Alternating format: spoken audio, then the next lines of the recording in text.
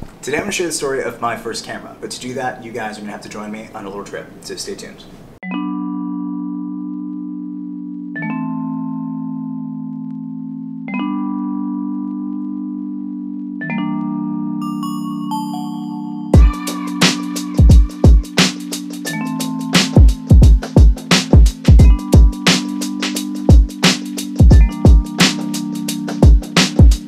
So my commute to work involved coming to Grand Central every single day. And I would come here Monday through Friday with my suit and tie on because I worked at a private equity company, and take this long venture into the city because I lived in Queens to effectively go work. I worked a 9-to-5 job sitting at a desk. I was an executive assistant for a private equity company. And I'm going to show you guys why that's important. Stay tuned.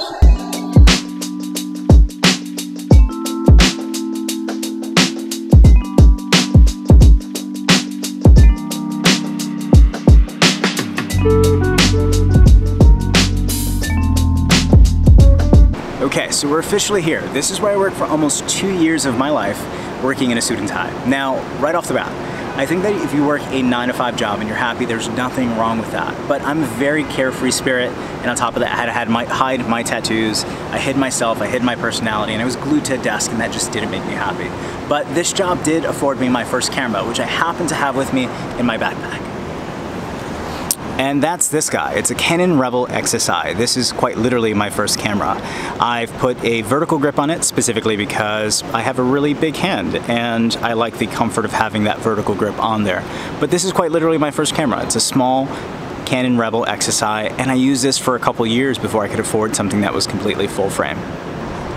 So why did I pick up my first camera? Simply put, I purchased my first camera primarily because I wanted to document a car that I was restoring. I had a 1964 Chevy Impala that I was restoring from the ground up with my grandfather. So what I needed to understand how to use this camera for is effectively just to understand the documentation process of that. So I took classes on lighting, composition, and editing to better understand how to utilize my camera.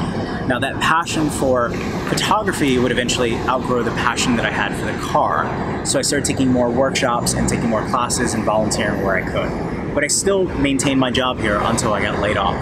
Now, 2 years later, after I got laid off, I needed to find income. I needed a way to earn a living. So I didn't know how to make a living being a creative, and I did the only thing that I knew how, which was to go downtown near Wall Street and take a job as a regional sales manager for a company, which I think is a good segue for us to head down there so I can continue the rest of the story.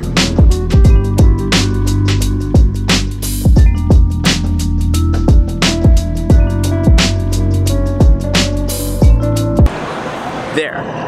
That was my last corporate job before becoming a full-time photographer. Now, how that happened was circumstance. Ultimately, after working there for 2 years, my whole department, including myself, we all got laid off. Now, the sucky part about not having a job is that you have no income. I got lucky and I had 3 months severance, and I decided to take the leap. I decided to see if photography was something that I wanted to do. And I ultimately assisted someone for almost 2 years after that until I became a full-time freelancer on my own dime. The point of that story is that was my last corporate job, and I didn't know what I was going to do.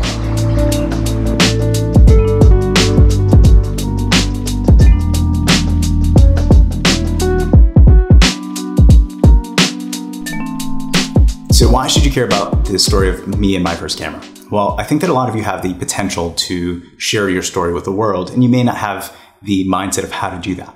Well, your camera, like what I'm filming with here, is your catalyst to do that. It's your key to infinite possibility. See, when I first started, there was just photo cameras and video cameras. Now they're all together. They're an embodiment of one. As a matter of fact, this whole video that I filmed was on a Canon Rebel T7i, which is the newest iteration of my first camera.